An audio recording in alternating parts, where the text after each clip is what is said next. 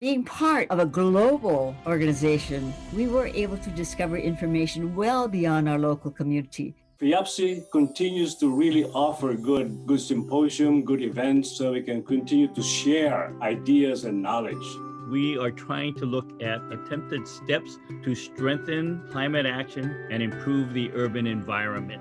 We want to continue to do this because it's for the people. So we will continue to follow the legacy of all the great leaders of FIAPSI USA Hawaii Council.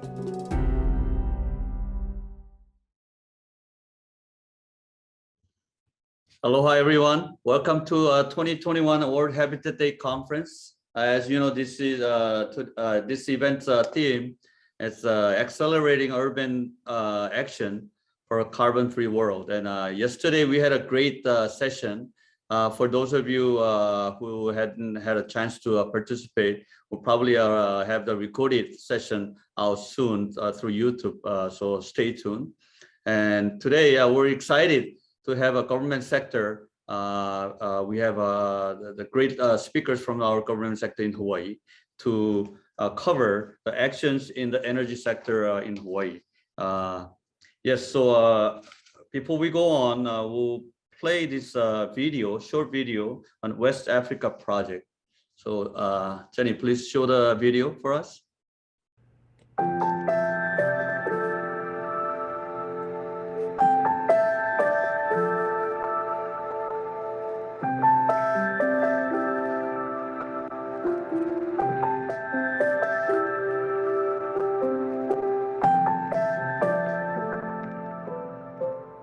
To the school, we decided to continue this partnership, this collaboration. Yes, it was just after the studies. I have decided to go to Niger. So Niger is one of the most poor countries in the world, and the people are so incredible, so generous, so nice, so like doing nearly everything with nothing,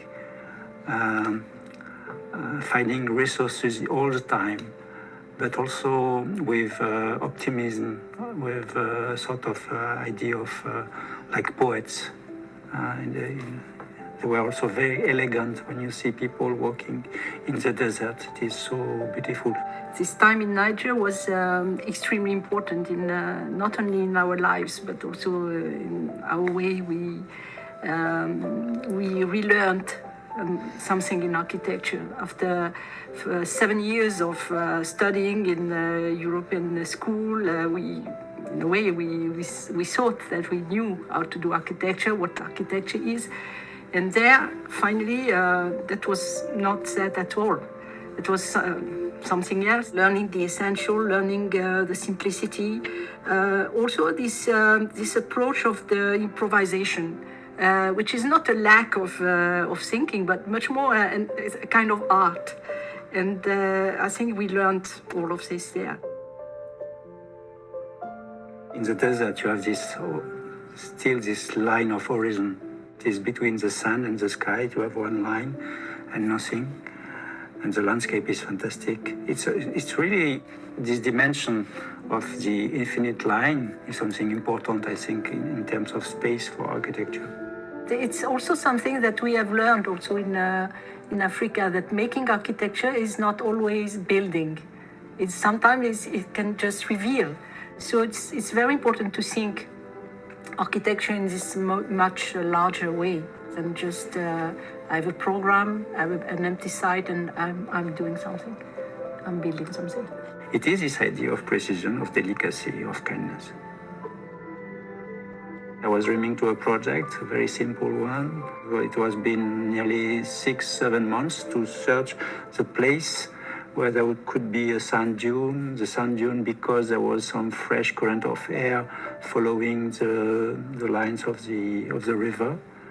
And so sort of to find a climatic place. And after that, just to adapt the project and to make it in 3 days.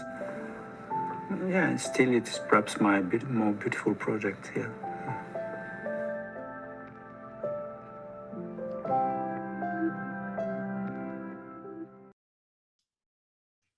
Thank you. I'm gonna go ahead and do the review session for day one, which was yesterday.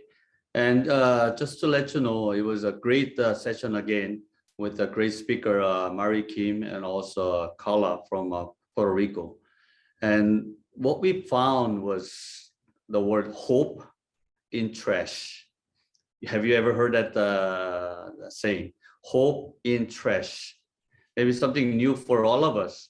But the reason why I'm saying that is because they were able to find the literally trash into transform into the material in the building sector to use it to reduce the amount of carbon emissions.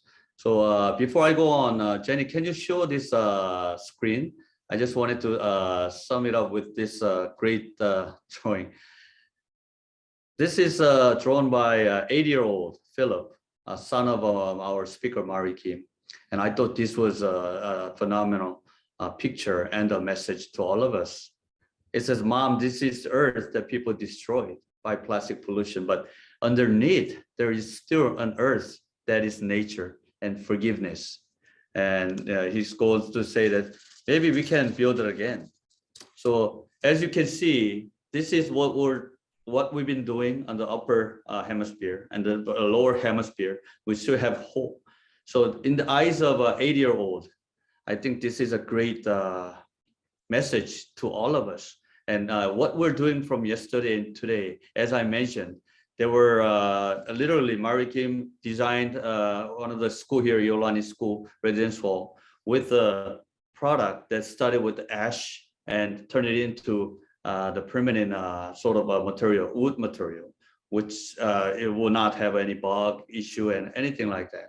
And half the price. Another the thing, half the price comes from this Carla from Puerto Rico, where she uses this empty old and trash cargo, I mean the container, 20-foot container, 40-foot container, to create these homes for the people who are in need, earthquake victim, the tsunami victims. And I think they were our great leaders in our community to actually put things in action.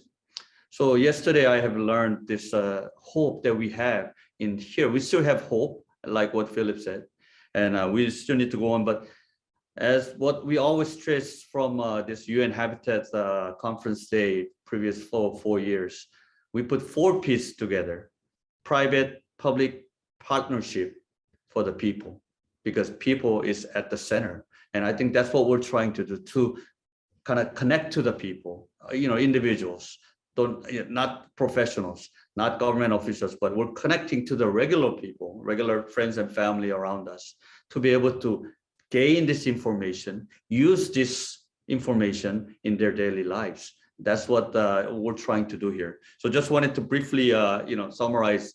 To best solution for carbon-free world is not to build anything, not to destroy anything. But obviously, with expansion on the economic growth in the cities and whatnot, we have to build something.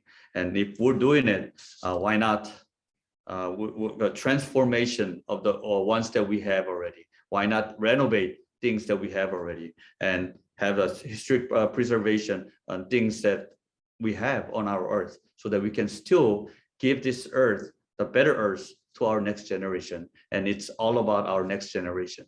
So without further ado, I want to introduce our moderator today, Kathy Kemp.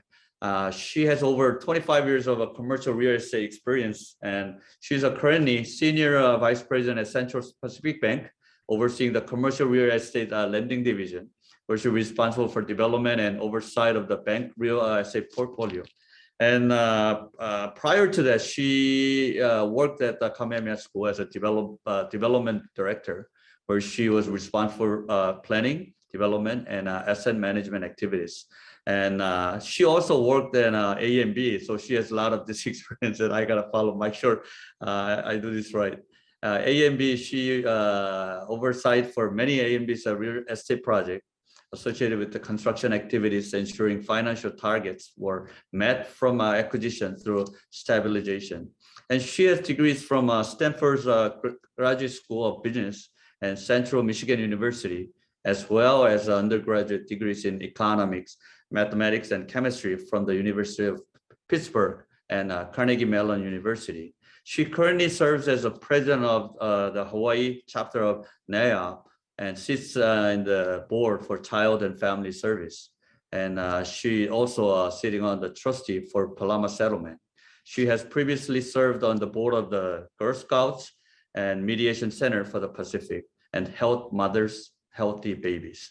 Wow, so I think I've done my job introducing Kathy. It's an honor and my pleasure to introduce my friend and my mentor, Kathy Kemp, for our moderator today. Kathy, all yours. Mahalo, Tim, for the introduction. Did you all know that in a relatively short period, we can reduce greenhouse gas emissions from cities by 90% within 30 years? We can do this now by taking technically feasible and widely available actions. We talked about some of those yesterday, and we're going to go through some of more today. But inspired by what we heard yesterday, our focus will be on the energy and resource sectors. And like yesterday, we will discuss actions that we can take now to reduce greenhouse emissions and how to monitor our progress. As we plan and develop the 15-minute city, we'll also need to ensure that basic services such as waste management, transportation, energy, water, sanitation, and so forth are all provided in more resource-efficient deliveries and in ways that are financially viable. That's real important given how much it costs, especially in Hawaii, to have a home. I am proud to report that Hawaii is the first state in the United States to present a comprehensive voluntary local review on our progress to meet the UN Sustainable Development Goals by 2030. Hawaii joined cities from LA to New York, Bristol, Helsinki, and other great cities around the world who are reporting on their progress. But before we begin, a little housekeeping. As time permits, we'll have a Q&A session following our speakers. So please enter your questions in the Q&A so we can make sure we address them at the end of our presentation. So to get us started today, I would like to introduce Danielle Grossbacher, Co-Chair Business and Industry Group of the General Assembly of Partners. Danielle?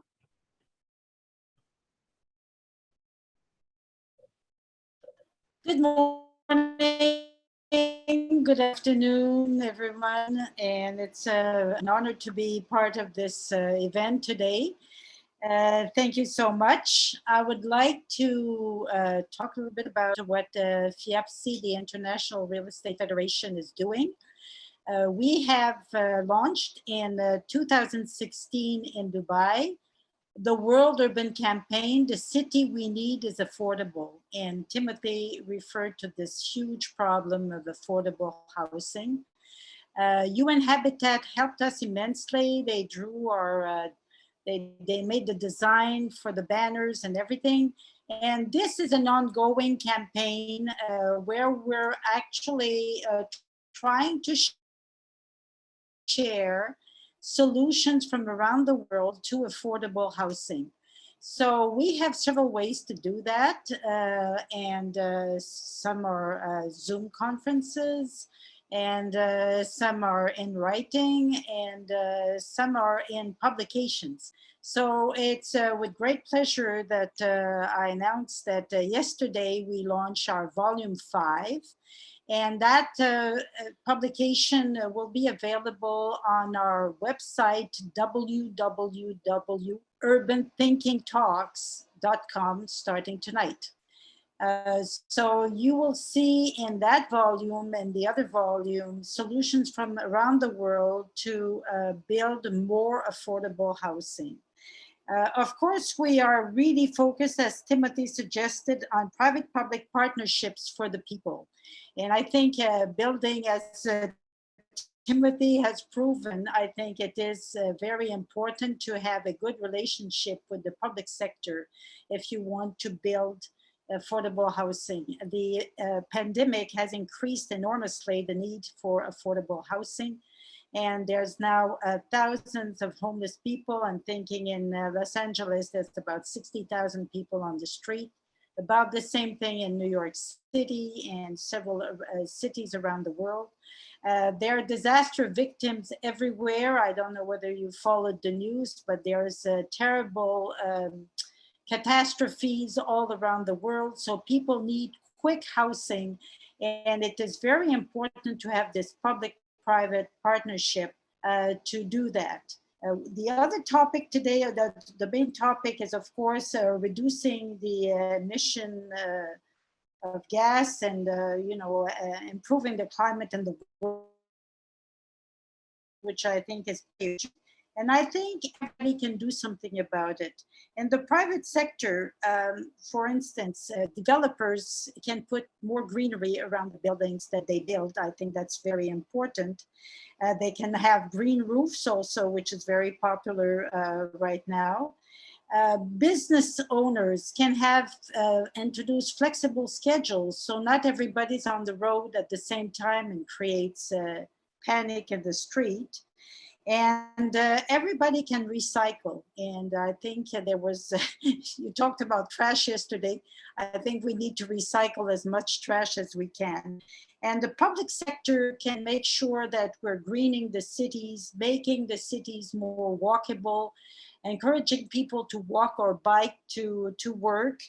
And I think it's important to have beautiful cities that are very, very easy to access, using also solar energy and energy is also a way to help. So I think we all have to think about the future and the next generations, and we can all do something about it. We don't have just to count on the governments to do it. We can do something ourselves. And I think this is one of probably the topics that you will address today. So thank you very much, and hoping that if you have solutions to affordable housing, you're welcome to contribute them. We are preparing already volume 6. And Bill Ensley is in charge, so you can email me or Bill Ensley if you have solutions. We'll be happy to share them with the world. Thank you very much. Thank you, Danielle. That was great. Let's move the conversation to what's happening in Hawaii. And please join me in watching a short video. Jenny, can you pull up our video?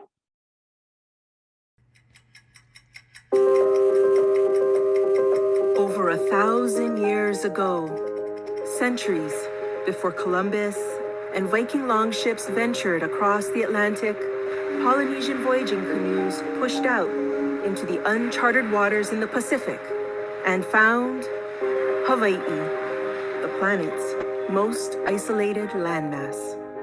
Hawaii forced the original explorers to quickly learn how to live in balance with natural resources and our environment, and provided enough food to feed an entire population without the large-scale imports of today. Now, our entire planet is entering even more dangerous, uncharted waters.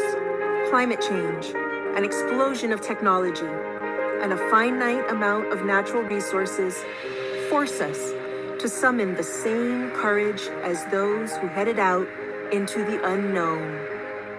Now, Hawaii is having to learn to chart a new path. 95% of what we consume, we import. 90% of the energy that we need to maintain our lifestyle is imported. We start to question the ability for us to have enough fresh water. Hawaii has a number of challenges and opportunities in the face of those challenges. I think the most immediate is the fact that we have a climate crisis that's moving very rapidly. The challenges here are great. They're really important. They're in some ways decades ahead of what other people are experiencing elsewhere.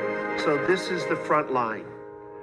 Beginning with the Hawaiian Renaissance in the 1970s, coupled with renewed environmental awareness and an energy revolution at the turn of the 21st century, Hawaii has emerged at the leading edge of the sustainability movement. There is an amazing movement that's redefining Hawaii, and we're essentially just going back to learn how to be islanders again. Hawaii's isolated islands and small electric grids have long been subject to a crippling dependence on imported oil. But now, the nation's highest rate of solar panel installation, a high penetration of electric vehicles, and new battery storage options are forcing Hawaii to rethink and redesign the traditional energy utility model. Hawaii's tropical forests and reefs teem with hundreds of unique species found nowhere else on Earth. But Hawaii is now known as the extinction capital of the world. We've let too many slip away, but it's forced our islands to pioneer work in community-based marine management, conservation partnerships between public and private landowners, and incredible efforts to rehabilitate species. We are playing catch-up, fast. The Aloha Plus Challenge lays out strong, statewide 2030 sustainability goals endorsed by county mayors, the governor, and other key leaders. Hawaii is the only state in the country to have clear sustainability targets embraced by the state legislature and every single county. We cannot address the issues that we face in Hawaii in our silos. You have to address food security with energy security at the same time. You have to address water security. All of these are integrated issues. Hawaii has a strong and thriving indigenous culture that has influenced and mixed with later migrations of American, European, and Asian populations. We recognize that all these different worldviews make us stronger. And if you're going to tackle these big problems, it helps to have many hands and many perspectives. Hawaii's image as paradise belies the serious challenges that it continues to face. Invasive species, soil loss, and climate change impacts are significant issues that deserve investment and sustainable solutions. I think the greatest opportunity for Hawaii is actually at the water, energy, food nexus. What's often seen as a barrier, which is Hawaii's geographic isolation and size, I would say is actually an asset, because you can really look at those ridge to reef solutions or Mauka to Makai solutions, and it really builds on Hawaii's culture, sustainability, and systems thinking. We have some of the most wide-ranging ecosystems, from high alpine summits to coral reefs. And things like climate change, global warming, can be studied here in a way that you can't find access to those systems almost anywhere else. The advantages of developing a global model on an island is that you have a finite area to work with. From that, you can scale it up. Time is our most limited resource, and our greatest asset is people. And Hawaii stands out because the people part of the equation is really working well. Hawaii is moving towards the balance. And when Hawaii achieves it, it becomes that starlight for the rest of the world to see and know that it can be done. That's the gift. This is why philanthropists, scientists, elected leaders, educators, business leaders, and change makers are finding ways in Hawaii to merge the past and present, science and spirit, and protect our Earth as a fragile island floating in space.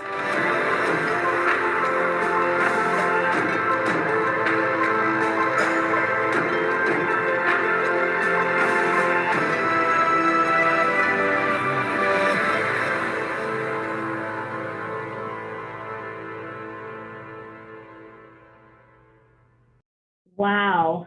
Watching that gives me chicken skin, as we say in Hawaii.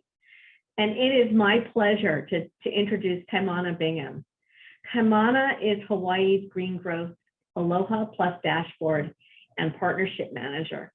Before joining Hawaii Green Growth, Kaimana worked for the State of Hawaii Enterprise Technology Services Branch, where she implemented the first state executive branch IT roadmap and dashboard. Her role at ETS transitioned to the State Portal Program Manager, where she provided guidance to the Access Hawaii Committee Governing Board on Digital Government Solutions. Kaimana also participated as a stakeholder for the State of Hawaii's IT Strategic Plan. She served as a panelist for the Hawaii Virtual Digital Government Summit and as a sponsor for the ETS 2020 HACC program. Prior to working for the state, she was a consultant for CGI, administering the financial management system for the state exchanges under the Affordable Care Act in 2013. Kaimana graduated from Virginia Polytech Institute and State University with a BS in psychology and a double minor in business diversity and business leadership. Please join me in welcoming Kaimana Bingham. Mahalo, Catherine, and mahalo for sharing that message. Although that video was made in 2016, it holds true, perhaps even more so now, regarding Hawaii's leading role in combating climate change. I'd like to turn the conversation to how we are working together to be part of the solution through our open data platform for the Aloha Plus Challenge, specifically around clean energy transformation. And I'm just going to share my screen really quickly. Thumbs up if everyone can see, or nod of the head. Great. The Aloha Plus dashboard is the tooling mechanism driven by the Aloha Plus Challenge and provides metrics and indicators from state, county, and federal sources to reflect top economic, environmental, and social priorities. We have our voluntary local review, AKA our Aloha Plus benchmark report, that we published in 2020, linked at the top of our page to reference our baseline data and the dashboard and how the dashboard is driving progress against our reporting. The Aloha Plus dashboard tracks 6 goals: clean energy transformation, local food production, natural resource management, solid waste reduction, smart sustainable communities, and green workforce and education. Each goal has a set of primary indicators that measures how we're making progress on the respective goals. Within these indicators are over 200 community-driven indicators. So with our leading example, clean energy transformation, our goal has 6 targets, and within these targets are supporting data to help Hawaii reach our goal. The first being electricity, renewable energy, our average fuel use, statewide GHG emissions, total energy use, transportation, and then our business sector energy efficiency. You can see our targets for the corresponding indicators here. And you can also see how our clean energy transformation crosswalks the United Nations Sustainable Development Goals. Clean energy has really paved the way for Hawaii's Aloha Plus Challenge sustainability goals, and building off of the 70% renewable energy target by 2030 set by the Hawaii Clean Initiative in 2008. The state of Hawaii increased the ambition in 2015 by adopting the commitment to 100% renewable electricity by 2045 into state law, with our 4 counties committing in 2017 to achieve 100% renewable energy in the transportation sector by 2045. This is how we're measuring Hawaii's progress towards high-level clean energy goals. Now I'll just drill in to our first target for electricity, renewable, and efficiency. It tracks progress on our renewable portfolio standards, which track the percentage of energy sales in each county and the statewide total. You can filter this interactive target over here on the ledger per county to see different metrics for our islands. And then you can get the details in the details tab. Further, we break down renewable energy generation by source as well as by county. So you'll see the 2 graphs left and right. And for energy burden and equity, we display the comparison between electricity prices in Hawaii versus the national average, which is 3 times the cost. You can also gather more details on the details tab and filter through the time periods as well as the ledger here. We recently incorporated the State of Hawaii Market Potential Study for future projections and modeling through the Public Utilities Commission and Applied Energy Group to showcase potential for future savings from energy efficiency programs based on the levels of efficient potential. So here, these are how we are measuring our efficiency potentials and the potential results for all islands. If you look at the interactive chart here, you'll see that the cumulative persistent energy savings from 2009 to 2030, you're able to filter, drill in, drill out, and also filter on the ledger to the right.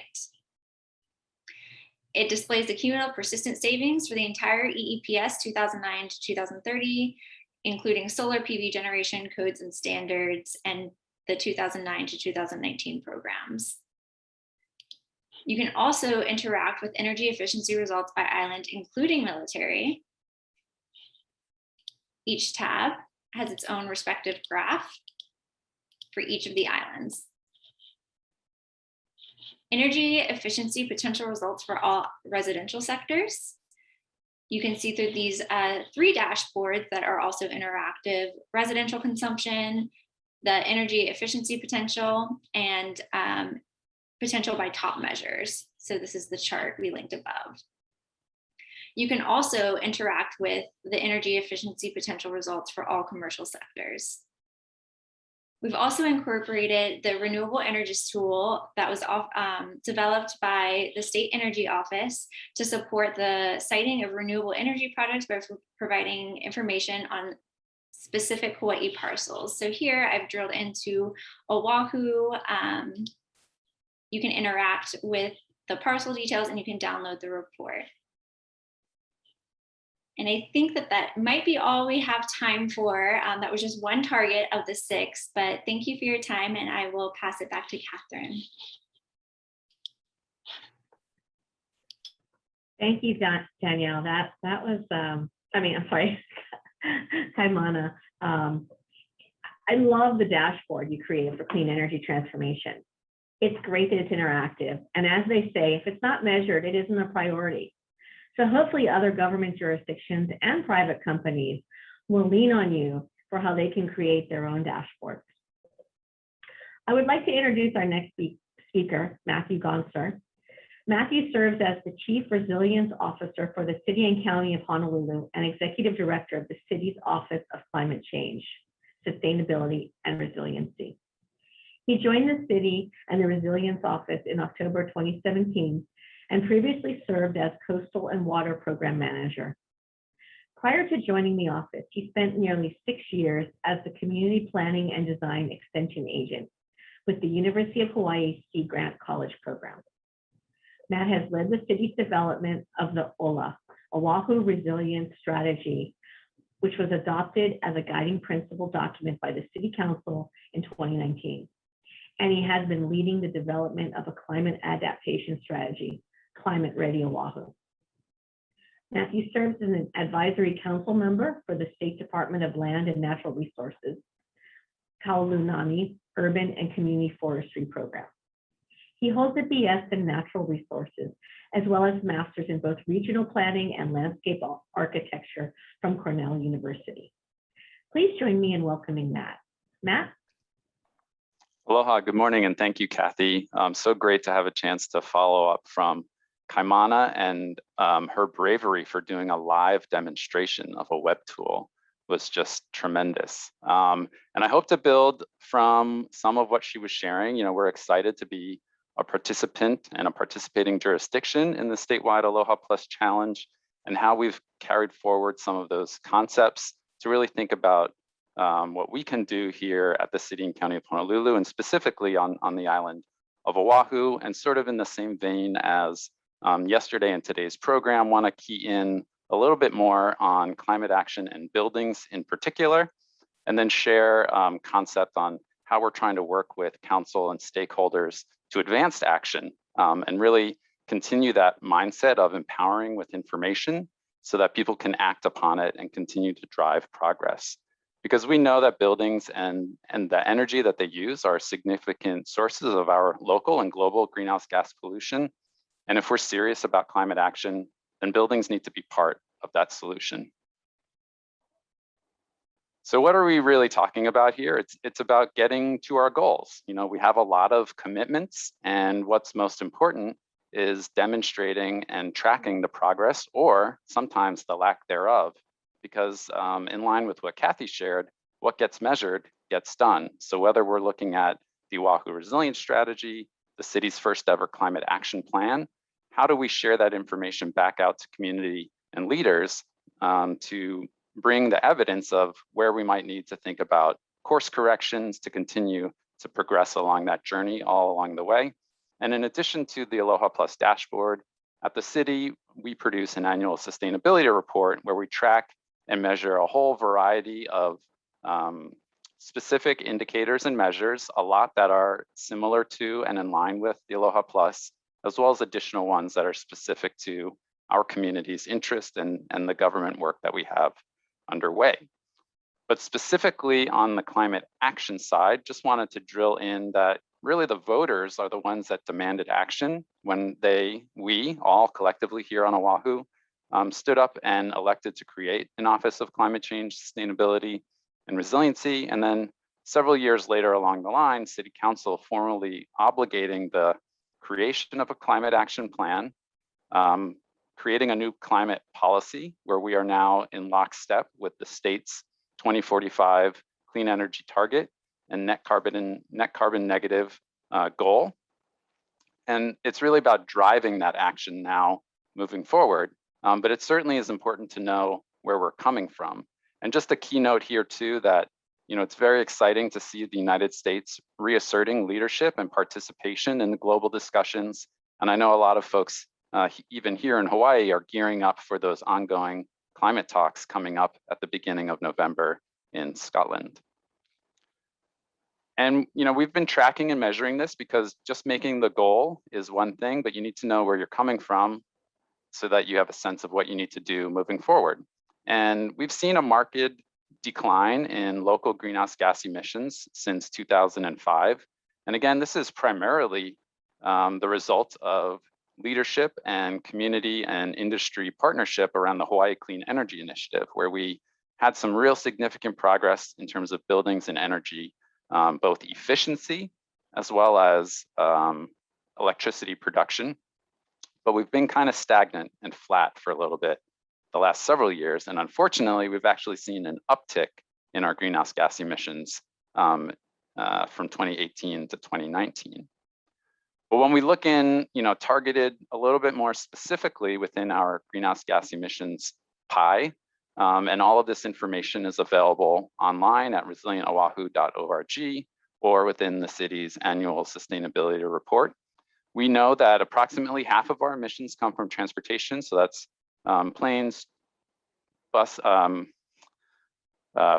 aviation, cars, trucks, and marine transportation. And more than 40% come from energy used to power our homes, buildings, and industrial processes. And specifically, about a third of that is within our homes and businesses. And we've seen, you saw some of that from Kaimana in terms of the really great improvements in terms of how we are sourcing our electricity here on Oahu. We don't need to export billions of dollars to pretty precarious locations around the globe to import foreign fossil fuel, which then obligates us to think about climate change adaptation moving forward. We have ways to drive transformation here locally, and we've seen really a scaled uptick in terms of rooftop solar, as well as grid scale solar. And hopefully in the coming year or two, we'll see really marked growth and improvement in this grid sector. And maybe Scott can shed more light on that. We're also looking internally here at the city. We want to make sure that we are walking the talk and that we are aware of our own operations and our own efficiency and how our physical plant can continue to improve as all of these transformations and improvements happen all across the island. And I'm very excited to share that not only will we have some very exciting information in terms of an energy savings performance contract that's well underway and both driving down our energy consumption as well as increasing our on-site energy production. When the city is able to do that, that is cost efficiencies and savings to our own operations so that we can do more with the resources available to us. And in line with what I understand you all were discussing yesterday and this notion of whole communities, really climate action in and of itself is about quality of life. And these are people actions, whether we're thinking about how we move around community, how comfortable and what the conditions are within structures, and to Kathy's comments about how we continue to manage solid waste and wastewater moving forward. So not only is climate action quality of life, climate action in and of itself is really just good business.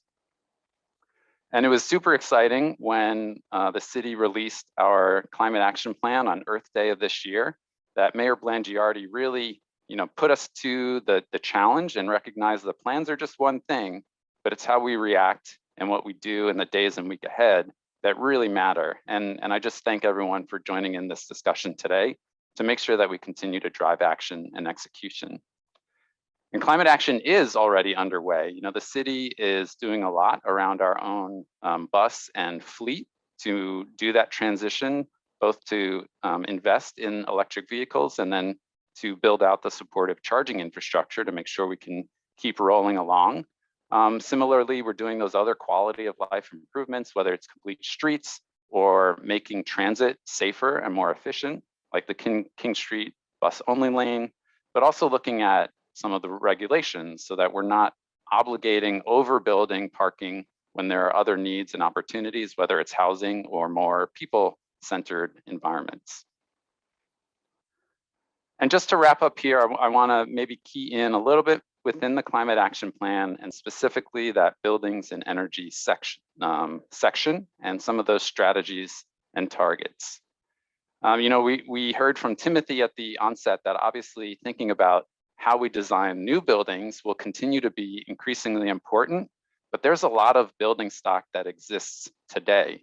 So how do we find the ways to empower with information to support thinking about opportunities to reinvest or capitalize on rebates or other grant programs so that we can continue to make those existing buildings more functional and provide cost savings over time?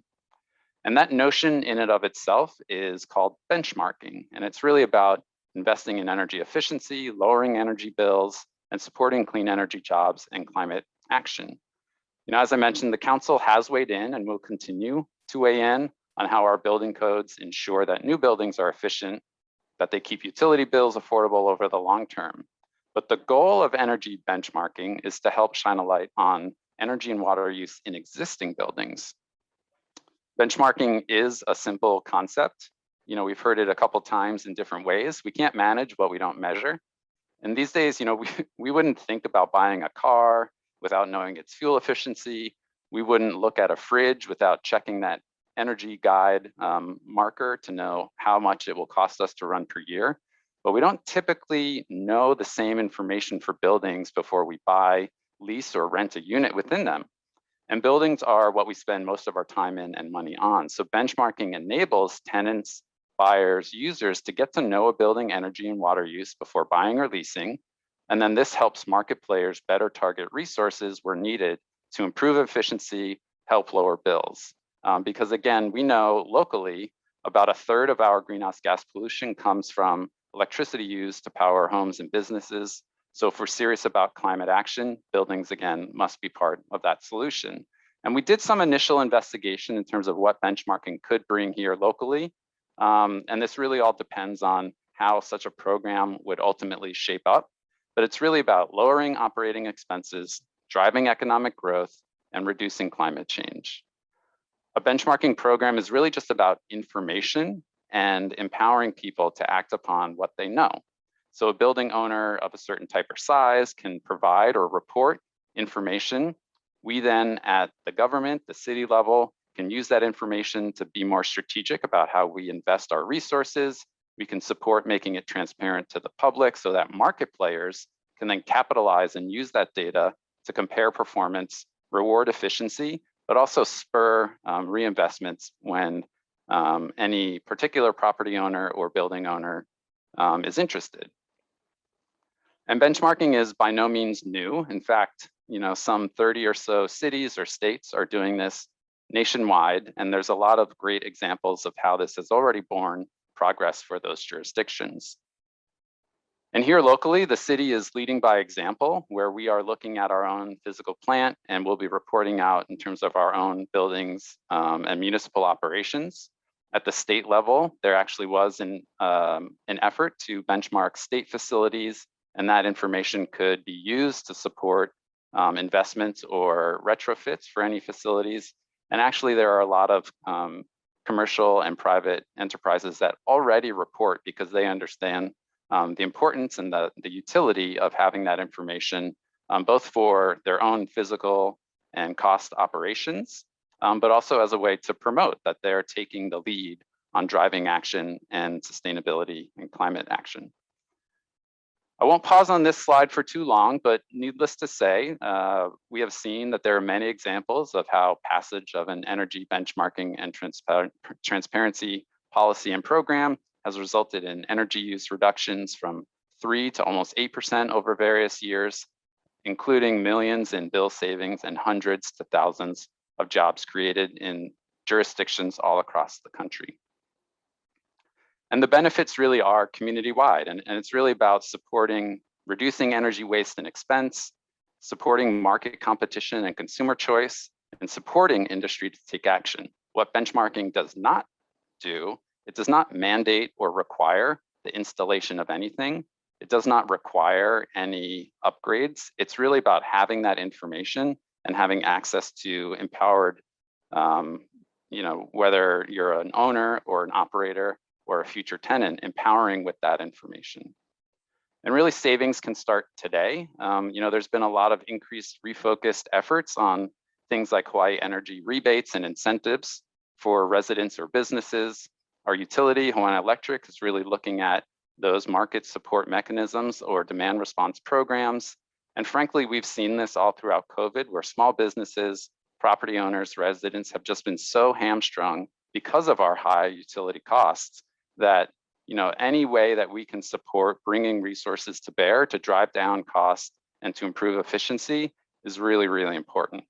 And then very quickly to wrap up, if you're interested in learning more, we have a lot of information similar to the Aloha Plus dashboard. We have our own interactive greenhouse gas inventory where you can see the totality of the emissions sources. You can key in. Example here is looking at buildings specifically across the target years. And then similarly, in terms of benchmarking itself, we're working on our own municipal operations dashboard so that we better understand how the improvements and investments that we're making are driving down our electricity usage, but also ensuring cost savings over time. So with that, I'll hand it back to moderator Kathy Camp and look forward to any discussion after Scott. Wow, thank you, Matt. Being a data geek, I love all the tracking you're doing and your team's work to educate and drive us toward our net energy goals. And also by being a leader with walking the talk and looking at our city operations, whether that be the buildings, the transportation, the complete streets, and so many others that you mentioned. I think the work is just phenomenal. To those listening, I want to remind you to enter your questions in the Q&A, because following our speakers, we'll be having a Q&A session. So with that, it's now my pleasure to introduce our final speaker for today, Scott Glenn, the Chief Energy Officer for the state of Hawaii. As Hawaii's Chief Energy Officer, Scott is leading the Hawaii State Energy Office in its mission to promote energy efficiency, renewable energy, and clean transportation to help achieve a resilient, clean energy, decarbonized economy. Scott specializes in innovative, consensus-oriented problem solving for difficult challenges. He is especially focused on climate change, energy, environment, and sustainability that improves decision-making and enhances public engagement. Governor David Ige designated Scott to be the co-chair of the Sustainable Hawaii Initiative and liaison to the U.S. Climate Alliance, a bipartisan coalition of state governors working to achieve the goals of the Paris Agreement. In these roles, Scott works with state, county, federal agencies, communities across the state, as well as internationally, to coordinate state policy development on energy, climate change, and key sustainability initiatives. Prior to joining the Hawaii State Energy Office, Scott served as the director of the Office of Environmental Quality Control, where he led the modernization of the state environmental review process. Scott received his master's degree in urban and regional planning from the University of Hawaii and his bachelor's degree in philosophy and archaeology from the University of Evansville in Indiana. Scott, I'm going to turn it over to you. Mahalo, Kathy. Thank you very much. Aloha, everyone. And thank you for joining us. In the chat, I see folks from around the world, so it's an honor to get to share what we're doing in Hawaii with you and your interest in Hawaii. I'm going to share screen, and hopefully everyone is able to see this. One of the great things about going last is that when your fellow panelists already cover many of the points you were planning to make, so you don't have to. So hopefully everyone has a better understanding of the context of Hawaii and some of the work that's happening out here. I'll touch a little bit on some things that property owners and folks can do, but also a little bit more of the bigger picture too, from a slightly different angle. So one thing that Kathy read was about the mission of the office. And so highlighted here, we work on energy efficiency, renewable energy, clean transportation, and that's not just cars, that's airplanes and ships, it's all of it, to achieve a resilient decarbonized economy. And resilience is important as well because, you know, we need to make sure our energy systems work. People have confidence in our energy systems as we transition from fossil fuel to renewable energy. And then a decarbonized economy is what we've been talking about. It's wringing out greenhouse gas emissions throughout the economic chain. And as Matt showed in his slides, most emissions in the state, actually about 85% of emissions statewide, are related to the energy sector. So in effect, for our office, we are responsible for decarbonizing the economy. Underlying this and not highlighted here though is one other important role that we have, and that's data, to be the clearinghouse for energy data for the state. And so one of the things that we do is we help populate the dashboard that Kaimana was highlighting, along with some other energy agencies.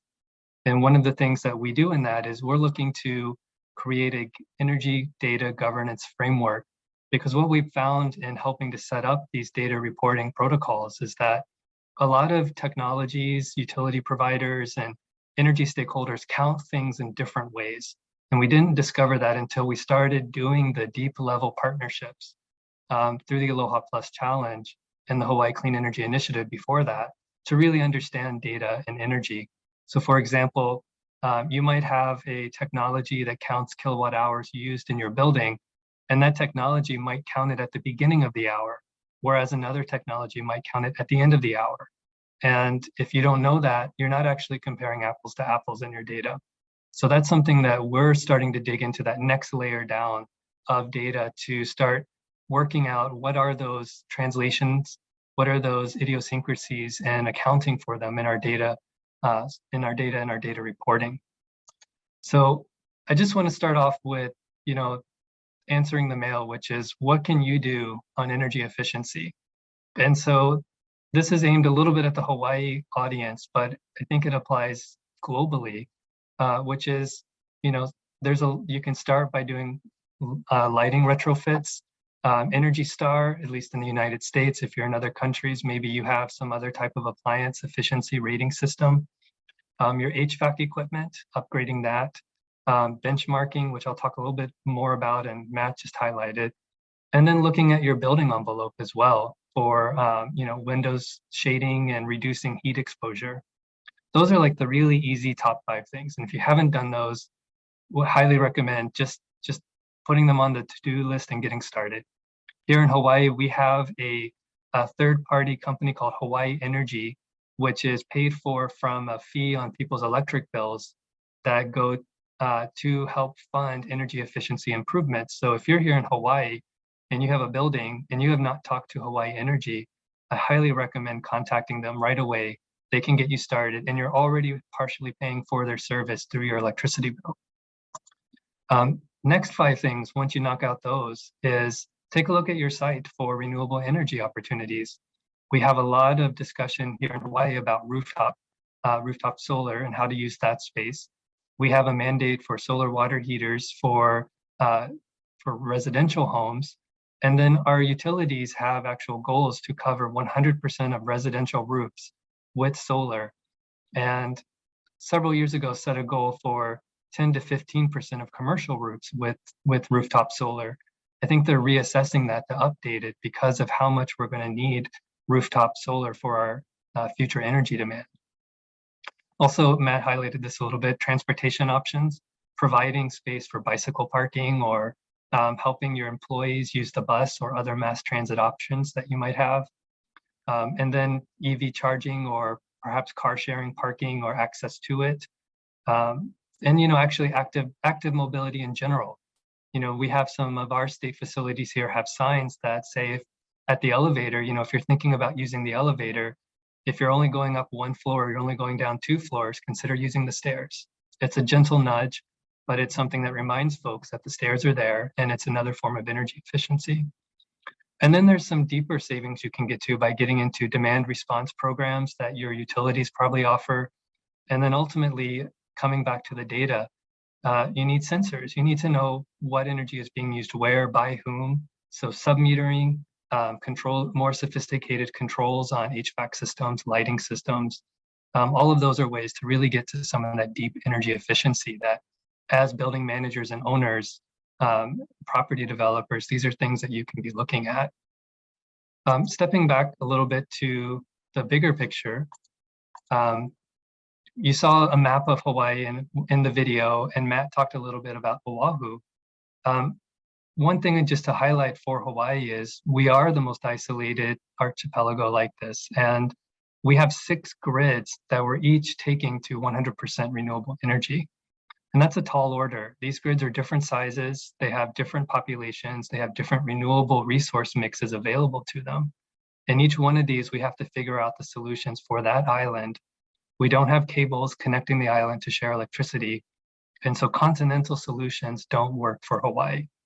But also, as Nainoa Thompson mentioned in that video, we think that when we're tackling the question of energy and climate change, continental solutions are not a solution for the planet because Earth itself is an island.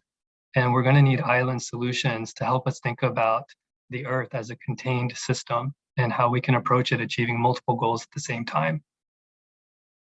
So what you can see here is each of our major islands, the cost for electricity is a major opportunity for doing energy efficiency and building savings. I don't know for other jurisdictions how much that's a driver for you, but here in Hawaii, certainly looking at us paying 25 cents per kilowatt hour or 37 cents per kilowatt hour on other islands can be a huge reason to simply just invest in the energy efficiency improvements separate from the climate benefits and the energy benefits. And to underscore that, right now as a state average, we're at 36% for our renewable energy goal. That means the other 64% is mostly coming from oil. And that oil mainly comes from Russia, Libya, North Africa, and other parts of the world. And so when we think about Hawaii's footprint and wanting to live more sustainably in a more circular economy, depending on oil from Russia and Libya isn't exactly part of the mix. Also, just to highlight the numbers that Matt mentioned for the state benchmarking, it does save money and we can achieve goals. And so when we did our benchmarking study, it's provided about $1.2 billion saved over the life of the contracts that we have in place.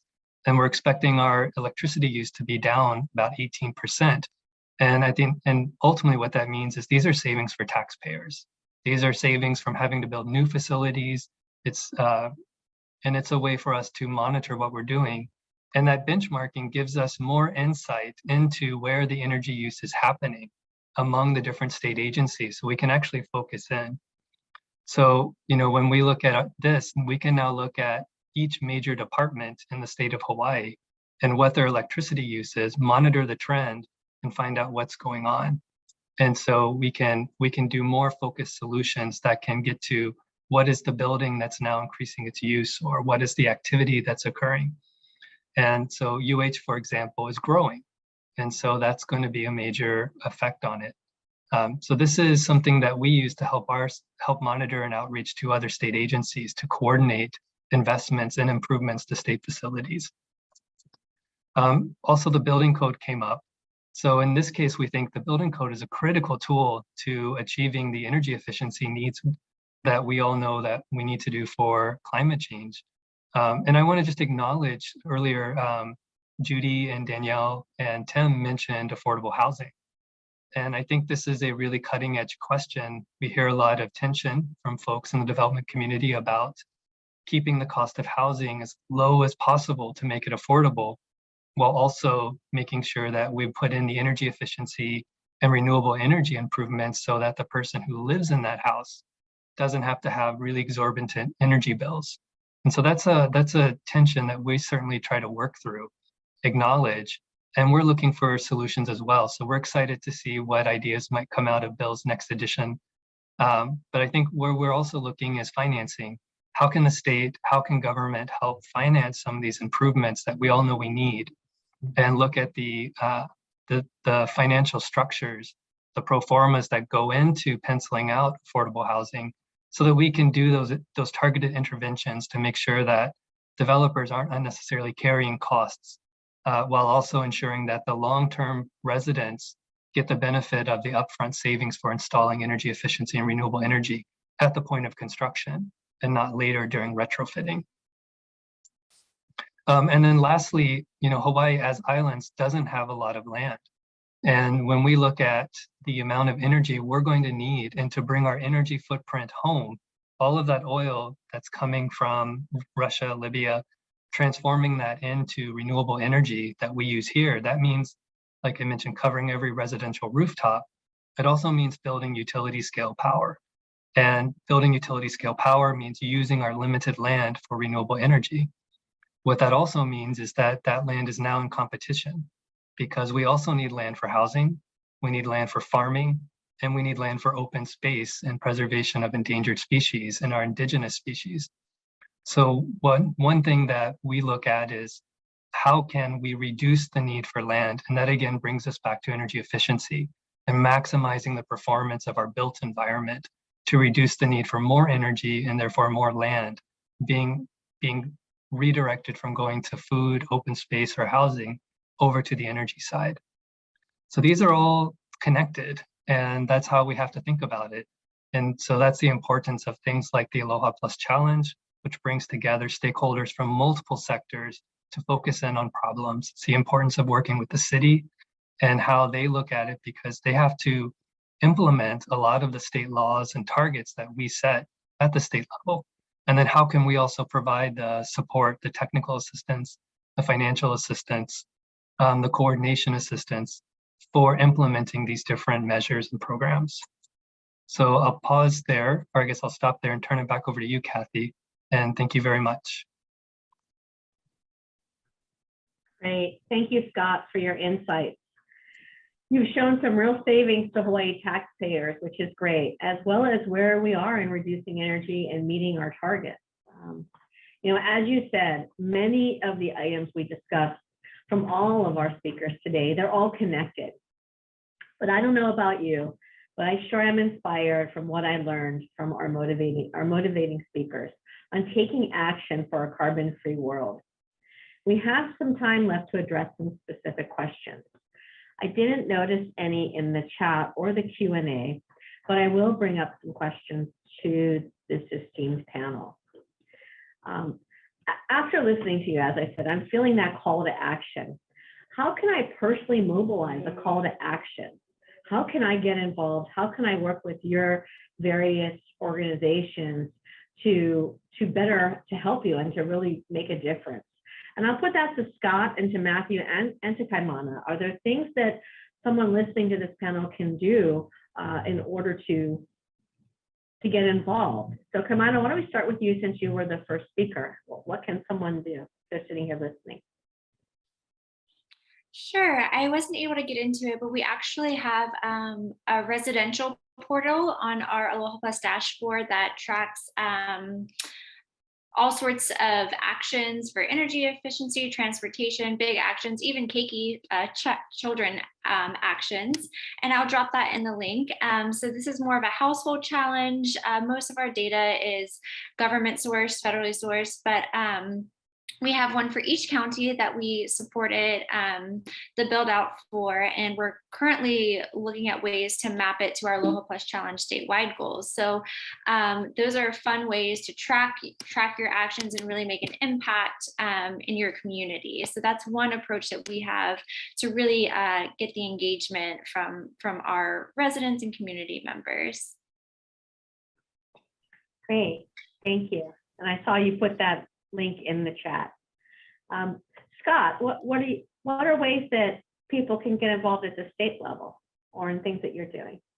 Thanks, Kathy. At the state level, I would recommend engaging with the State Building Code Council and following what's happening there with discussions about energy code and ways that we can make sure that the International Energy Code addresses the Hawaii specific needs and helps us to really address that how do we balance affordable housing, making sure that we can build things while also making sure that we square with the long-term needs of the residents of those structures. So that's, to me, I think where we're focused right now in terms of the energy efficiency discussion. But as I mentioned in my talk, I think anyone should reach out to Hawaii Energy if they haven't already, just to get started on what they can do for their individual business. Great, thank you. Matt? Yeah, and just to say it as many times as we can, Hawaii Energy is a public benefit for all of us. The way it's structured, what it's intended to achieve and provide. Not only do they currently have some full grants in addition to their traditional rebates, and these have frankly been a lifeline for certain small businesses to swap out equipment over the pandemic, to really keep afloat small businesses. So, certainly make yourself familiar with and avail yourself of all those resources. And we hope to engage with the state as well as we're thinking about what are the kinds of wraparound supports that could be part of a policy and a program. Some of that could directly come from Hawaii Energy. Who knows what kinds of future revolving loan funds the city may or may not be able to develop, but also at the state, we have the GEMS program and the Green Infrastructure Authority, which is a pool for all of us to tap into to think about investments in our own facilities. And to that point, we would welcome anyone that is interested in this discussion around benchmarking to just reach out to our office at resilientoahu@honolulu.gov.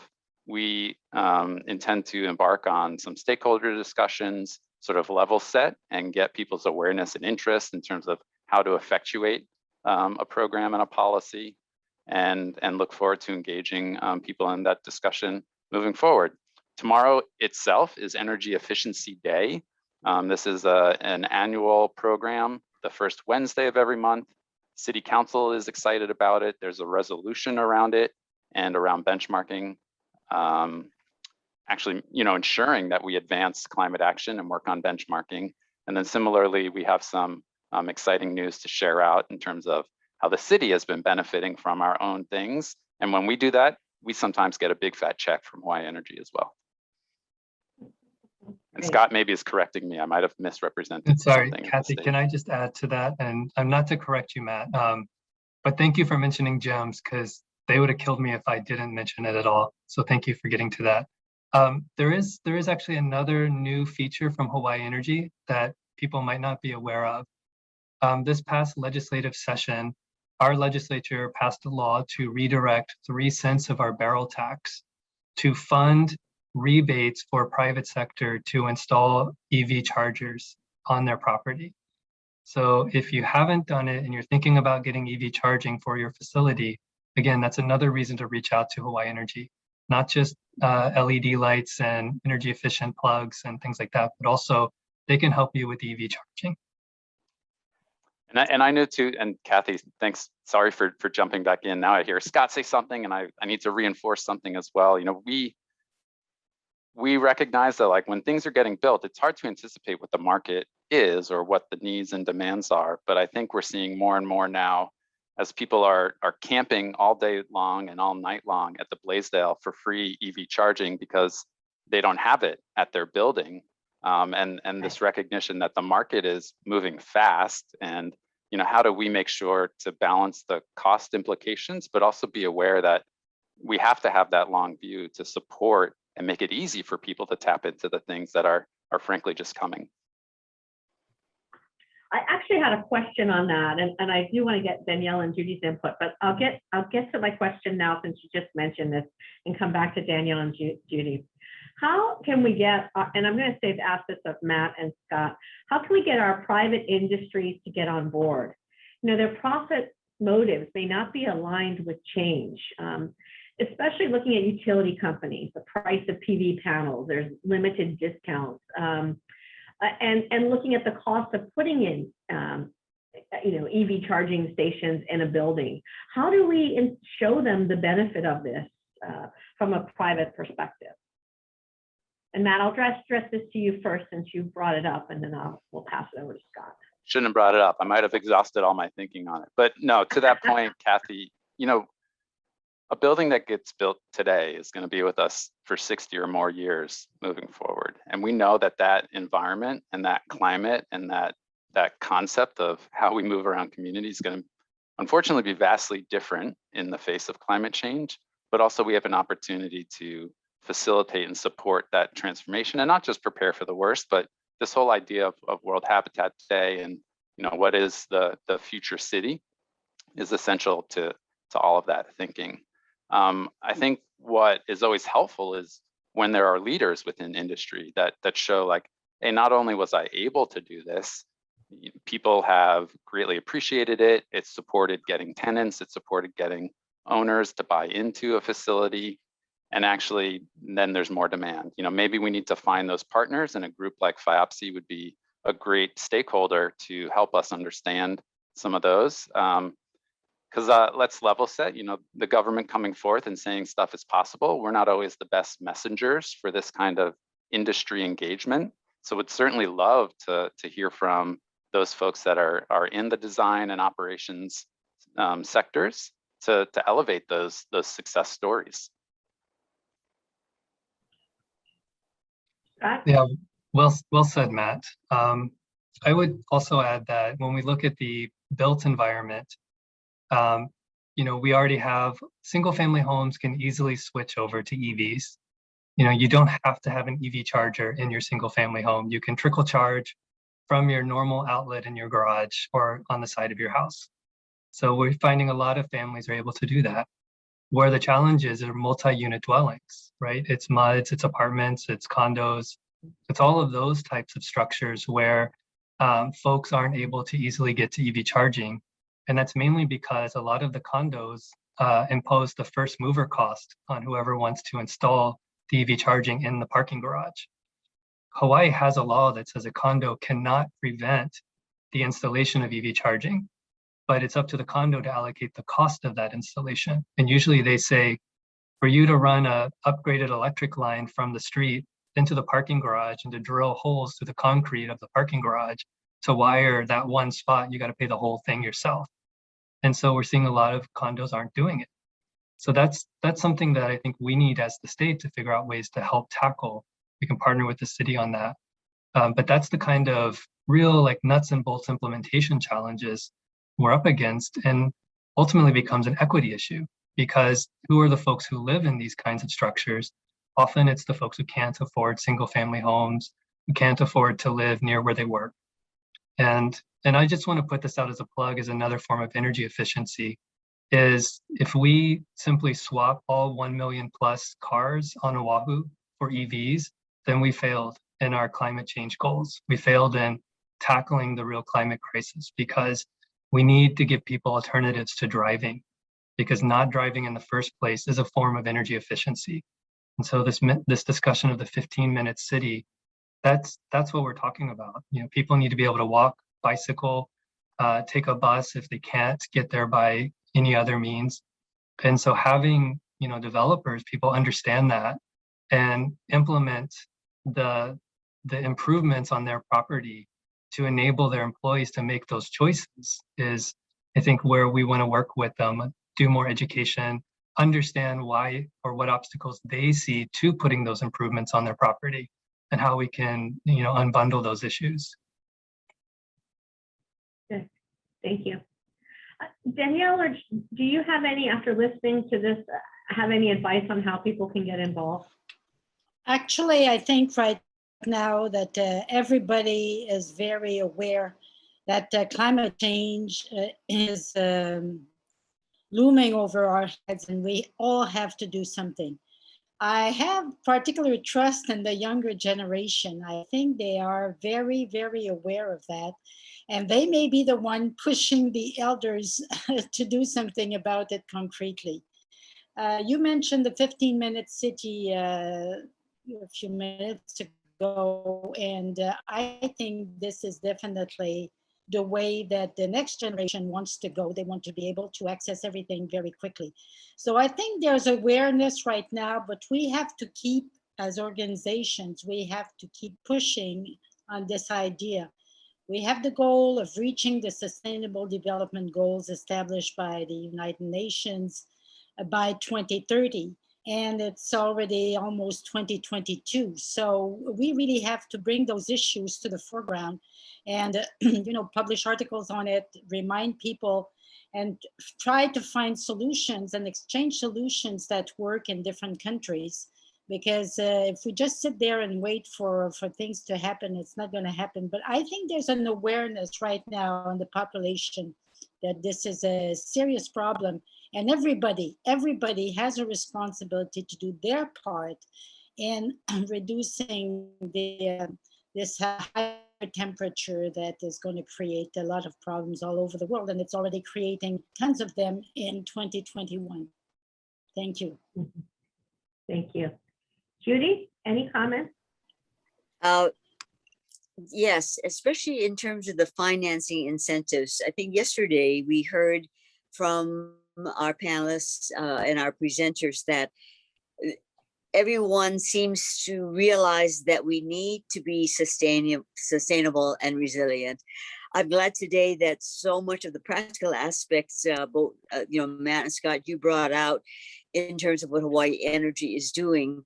I know in talking to our property managers, when we're talking about buildings, yes, they know there's so many ways of saving, but when it comes down to the costs of it, that's where they're finding resistance. And it's a very sensitive area, as we know, with what's going on with fire sprinklers and all of those other things. What other kinds of ways, especially from the financial aspect of it, do you think that, what message can we get out there to really help the situation?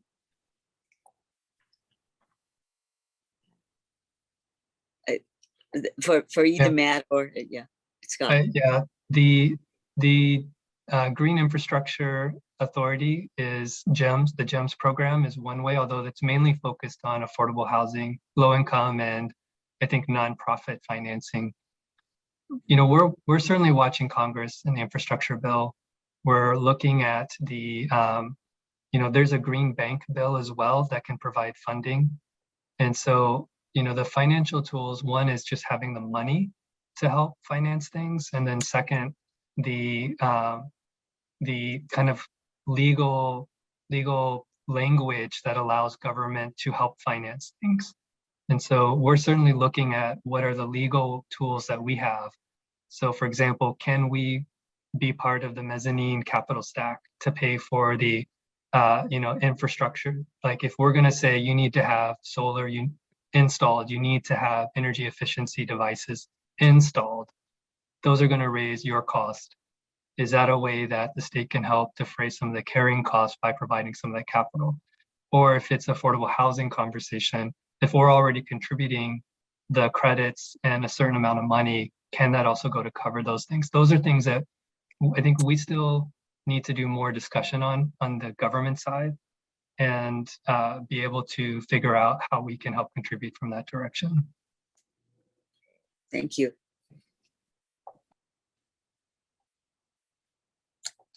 I think Bill also, I noticed that both Bill and Jeff are on now, and both of them have got some suggestions, especially when we're talking about as we move forward for the future and some of the programs that we're planning.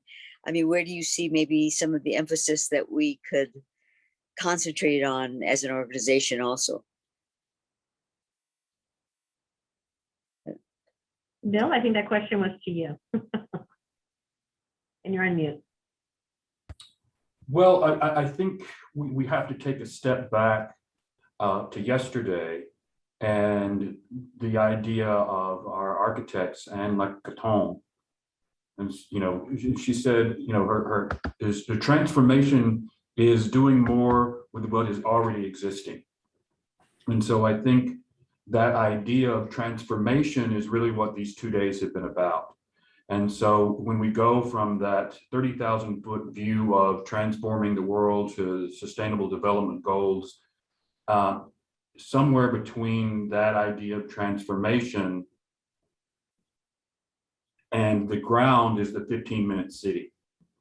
And so one of the things, and I think Matt and Scott are really good about this, is the one thing is to remove the obstacles. So the idea here is that almost every time somebody brings up a way to transform even your life, the first thing that comes up is an obstacle. These are the reasons why we can't. And so the first thing to do is to realize that we already have everything that we need to accomplish these goals. And when the naysayers come up, we nod and say, thank you very much. And then we move on in a positive direction. Because if you are not doing anything, you get no resistance. If you are doing something, you get resistance. And so I think that's the kind of idea, is to not be, as Mari said yesterday, forgiveness. You know, the idea of we have to understand that we need, I think that was such an important point to think about, is that we keep, there's this block, there's a block, whether it's legislative block or a personal block, it's a block that is coming from our actions in the past. And so the earth is a system. We are a system. Our system functions multiple different ways. And so we have to think about it. And I think that's what we're talking about as we move through here and through these 2 days, is we're thinking about the systems and how we adjust those systems. So I will add also appreciation. We have to appreciate everyone who participated. We have to appreciate these opportunities, because if you go back, actually somebody, who is it? It's somebody's going to the moon. You know, the idea of the getting to the moon, you know, the idea of having that opportunity, this is exactly the same thing.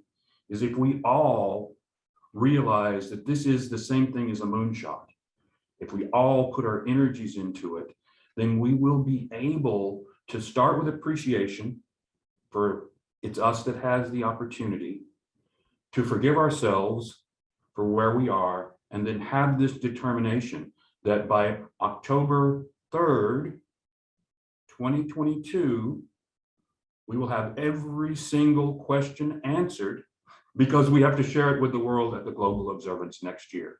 So Matt, Scott, Kamana, everyone, this is what do you call it? A dress rehearsal, a prelude, because everything that we've done for these past 2 days, we will be doing.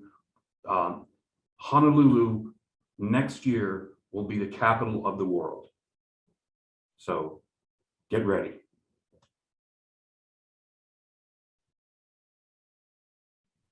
Thanks, Bill. Jeff, any comments?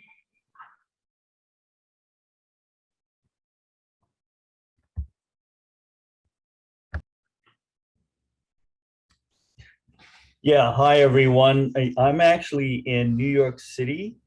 I've met with the Flanders government representatives. And so I've learned a lot just this afternoon about all of the energy projects that they're actually doing in Belgium. And it's quite interesting that they're pretty much doing the same kinds of things that we are doing here, almost identical, shifting to photovoltaic and other energy sources. Yet at the same time, they're still relying on oil, although they're trying to diminish the amount of it. They're having a hard time doing it. But it's interesting that Europe is doing nearly the same things that we are attempting to do here.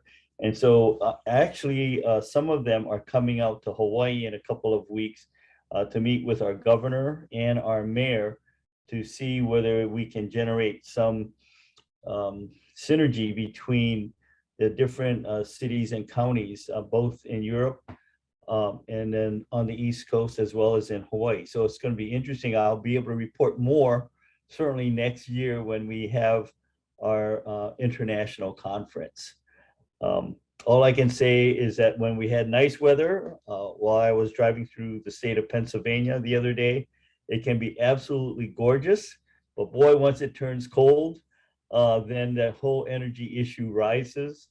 And it was interesting to see the last 48 hours when you have a storm coming up the coast, how everyone starts to focus in on where our energy sources are going to be coming from and how the subway systems and the transportation systems, because these are all electric trains here, how they're going to have to change in the future. So we look forward to having all of you next fall when we have our international event. So great. It for me. Thank you. Well, I want to thank all of you for being a part of this initiative and do one thing to recognize Energy Efficiency Day. Maybe that's taking stairs, using an alternative mode of transportation. In Hawaii, we have the Biki bikes. Let me turn off the AC, open the windows, make an opportunity, because I think each one of us can make a difference and turn hope into reality. And there was a comment in the chat asking which companies, local companies for EV, and I believe that was addressed, hawaiienergy.com. So look in the chat, you'll see the link to that site. Tim, we're running out of time, and I want to turn it over to you for any final remarks. Great. Thank you so much, Kathy, for your great moderating today. Thank you, Kaimana, Scott, and Matthew for great presentation. Again, you guys are just great. A lot of times we have a misconception that government is not doing anything for our problems. But today you guys have proven that, wow, you guys are putting hopes into our hearts today because you guys are doing something and you guys are making changes. And like today's session, talk about the energy, saving energy. But while listening to all of you, Kathy, Bill, Judy, Danielle, Jeff, Kaimana, Scott, and who did I miss? Matthew, and I want to kind of came up with this words less, because the amount of passion that you guys have. We're not saving our energy, but we're saving the energy. So let's not save our energy to save energy. Kind of funny words, but I thought about it because you guys, the passion that you guys brought into this conference, it's amazing. It's overwhelming. So from moderating to speaking and sharing and just putting out our thoughts. And we have the participant from Nigeria, PFC Nigeria. We have a participant from Seattle, Texas, Virginia, of course, New York City, and all over the world. This is a great conference to get us together because at the end of the day, people at the center, like what Bill said, and that 15-minute city that we can build it with the building sector yesterday. Marie and Kala, and I've already, as a developer, I asked them to be partner with my next project, and they agreed, and we're going to go into it. And we're going to bring in this energy efficiency, how we do this in the practical buildings and our lives. We're on it, and it's all about action, right? It's action, and you guys just proved that everybody's working toward into an action for not only our generation but our next generation. And like what Philip said in his drawing at the end, maybe if the earth with forgiveness, not focusing on the problem, who did what, but focusing on the solution to find, maybe we can find this earth again. I think that's the message that we conveyed to our participant today, and all of you. From the bottom of my heart, thank you so much for being a great presenter, great moderating. And again, we will take this into action to do something about it. And I definitely, as I mentioned that I'm a developer, that my projects will have all this information in it. And hopefully I can come back to, once we complete, come back to you guys and say, hey, whatever you taught me today, I put that into an action and people are benefiting from it. So thank you so much for all that you've done today. Thank you. Okay, so before I finish this amazing event, just wanted to let you know, thanks again for, Bill, for moderating and facilitating this, and Marie Kim, and also Carla Gautier from Puerto Rico that made it happen. And today's event was moderated by Kathy Camp. Thank you so much for your leadership. You're doing so much for our community, and we were honored to have you. And as well as a speaker, Matthew, Scott, and Kaimana for your amazing presentation. And a lot of people already asking to get this information out to them. And coming up in October 25th this month, we'll have a World Cities Day, another great event that we're planning with people around the world. So please tune in to our World Cities Day on October 25th.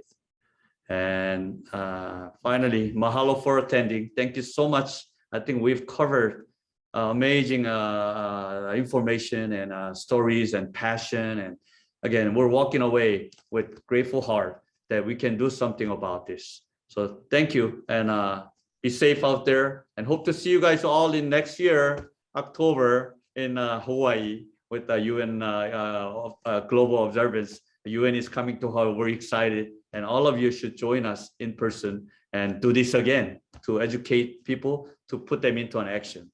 Mahalo.